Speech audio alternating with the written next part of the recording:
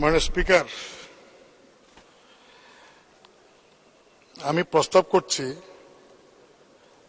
আর্থিক প্রতিষ্ঠান বিভাগ বিষয়ে আলোচনা উত্থাপনের কল্পে হিসাবের খাতা 112 আর্থিক প্রতিষ্ঠান বিভাগ শিরোনাম 9 নং দাবিতে 500 টাকা হ্রাস করা হোক। মাননীয় স্পিকার, এটা আসলে আমার একটা প্রতিবাদ, প্রতীকী প্রতিবাদ বলতে পারি। মাননীয় স্পিকার, মাননীয় অর্থমন্ত্রী মহোদয় তার মন্ত্রণালয়ের অধীন আর্থিক প্রতিষ্ঠান বিভাগের যা বাজেটে বরাদ্দ ছিল তার চেয়ে অতিরিক্ত আরো প্রায় 500 কোটি টাকা তিনি খরচ করেছেন। সেটাই আজকে যাতে মঞ্জুর করা হয় সেই জন্য তিনি এই দাবিটা উল্লেখ করেছেন। মাননীয় স্পিকার, আমার প্রশ্ন হলো মাননীয় আপনার মাধ্যমে মাননীয় অর্থমন্ত্রী মহোদয়ের কাছে যে আর্থিক প্রতিষ্ঠানের যে কাজ তার মধ্যে একটা বড় কাজ হলো ব্যাংকিং ডিভিশনকে সুপারভাইজ করা বাংলাদেশ ব্যাংকের মাধ্যমে। মাননীয় মন্ত্রী টাকা খরচ করেন, সমস্যা নাই, তবে জনগণের টাকা যে লুটপাট হচ্ছে এবং ব্যাংকগুলি যে অনিয়ম হচ্ছে, আপনার আর্থিক প্রতিষ্ঠান বিভাগ অর্থ মন্ত্রণালয় তারা বাংলাদেশ ব্যাংক সহ বিভিন্ন ব্যাংকে সুপারভাইজ করে। সুপারভাইজটা কি সুপারভাইজ করে আপনি কি জবাব দিতে পারবেন? পিকে হালদার 3,500 কোটি টাকা নিয়ে সে চলে গেল বিদেশে। জনতা ব্যাংক থেকে একজন কাস্টমার 1,000 কোটি টাকার লোন নিয়ে চলে গেল। মাননীয় স্পিকার, আমি মাননীয় মন্ত্রী মহোদয়কে এইটুকু বলবো যে বাংলাদেশ ব্যাংক তারা বিভিন্ন সময় দেখা যায় যে বিভিন্ন বড় বড় প্রতিষ্ঠানের তারা লোন নেওয়ার পরে সুদ মওকুফের দরখাস্ত করে। একটি প্রতিষ্ঠান, আমি এর আগে পার্লামেন্টে বলেছি, তারা প্রায় 2200 কোটি টাকা সুদ মওকুফ করে নিল। একজন কৃষকের 50,000 টাকার লোনের জন্য তাকে অ্যারেস্ট করা হয়।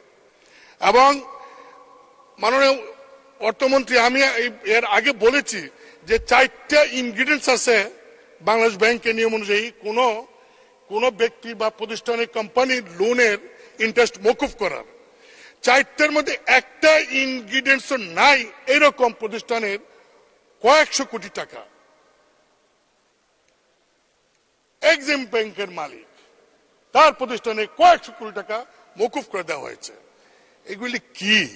এই ধরনের আপনার এই প্রতিষ্ঠান অর্থ বিভাগ এই ধরনের কাজগুলি যদি তারা কন্ট্রোল না করতে পারে, সুপারভাইজ না করতে পারে, নিয়ন্ত্রণ না করতে পারে, তাহলে আপনি টাকা, জনগণের টাকা খরচ করে লাভটা কি, দরকারটা কি? তার চেয়ে বরং চুপচাপ থাকাই ভালো। এই ব্যাংক থেকে যা ইচ্ছা মতো নেওয়া, যত পারে লুটপাট করুক। 2009 সালে যখন আওয়ামী লীগ সরকার গঠন করে তখন ঋণ খেলাপি ছিল 22,000 কোটি টাকা। আজকে আপনার বাংলাদেশ ব্যাংক হিসাব অনুযায়ী 1,80,000 কোটি টাকা আজকে ঋণ খেলাপি। ঋণ খেলাপিকে ধরতে পারেন না, ঋণ নিয়ে বিদেশে চলে যাবে, পাচার হয়ে যাবে। এই দেশ থেকে ডলারের ক্রাইসিস। কেন ক্রাইসিস? ওই সমস্ত খেলাপি ঋণ যারা নেয় এবং যে সমস্ত বড় বড় রাঘব বোয়াল যারা অবৈধভাবে টাকা আর্ন করে, তারাই দেখা যায় যে আমাদের ডলার যখন আসে ডলারগুলি কিনে পাচার করে। আপনি মাননীয় অর্থমন্ত্রী এর আগেও বহুবার আপনার জায়গায় যিনি ছিলেন, 1 মিনিট শেষ করবেন, কথাই শোনেন না, উনি কথা শুনতেন না, বুবা ছিলেন। অন্তত আপনি, আপনার কাছে অনুরোধ করব এই সমস্ত অনিয়মগুলি বন্ধ করেন এবং আপনার কাছে বিনীতভাবে অনুরোধ, যে সমস্ত ব্যক্তি বাংলাদেশের, সে ব্যবসায়ী হোক, আমলা হোক, এমপি হোক, রাজনৈতিক নেতা হোক, দুবাই, মালয়েশিয়া, কানাডা, আমেরিকা, ইউরোপে এই যে ফ্ল্যাট কিনেছে, বাড়ি করেছে, মার্কেট করেছে, হোটেল করেছে, এইগুলি একটু তদন্ত করে এইগুলি ফিরে না আনতে পারলেন তো আইডেন্টিফাই করেন যে এই লোকগুলি এই টাকাগুলি পাচার করেছে।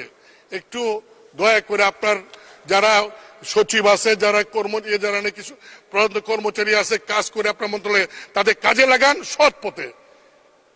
এবং আপনার এই অনিয়মের কারণে কিন্তু আমি প্রতিবাদ হিসাবে আপনার এই যে আজকের দাবি থেকে 500 টাকা হ্রাস করার জন্য প্রস্তাব করেছি। মাননীয় স্পিকার, আপনাকে ধন্যবাদ।